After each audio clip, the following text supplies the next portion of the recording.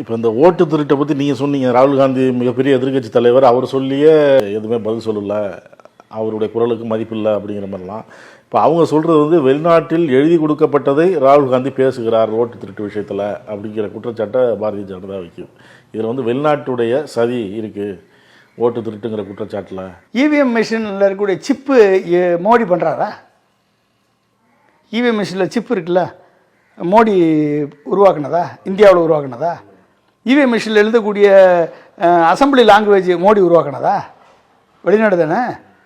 இவிஎம்மில் இருக்கக்கூடிய அந்த simple loading machine Modi உருவாக்குனதா? யாருங்க உருவாக்குனது? அப்போ வெளிநாட்டு தொடர்பை வச்சுக்கிட்டு, இஸ்ரேல் தொடர்பை வச்சுக்கிட்டு நீ இவிஎம்மை மேனிப்புலேட் பண்ணுற நம்ம சொன்னால் ஏங்க, ஒரு குற்றச்சாட்டு வச்சாலே எலன் மாஸ்கே சொல்லிட்டாரு இவிஎம்மை நம்ப முடியாதுன்னு. ஒரு மிகப்பெரிய டெக்னாலஜிஸ்ட் எலன் மாஸ்க்கு சொல்லலையா? ட்ரம்ப் என்ன இவிஎம்மை வச்சா ஜெயிச்சாரு? ஜப்பானில் இவிஎம்ஐ யூஸ் பண்ணி தேர்தல் நடக்குது. உன்னை சிப்பு கண்டுபிடிச்சவன், எலக்ட்ரானிக்ஸில் புரட்சி பண்ணவன் எவனுமே இவிஎம் யூஸ் பண்ணுறதில்ல எலெக்ஷனுக்கு.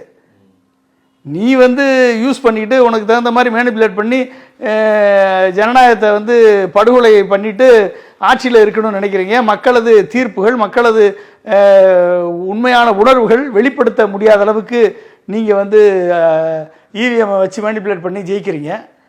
அதுக்கு வந்து வெளிநாட்டை குறைஞ்சுறீங்கன்னா எப்படி ஏற்றுக்கிறது?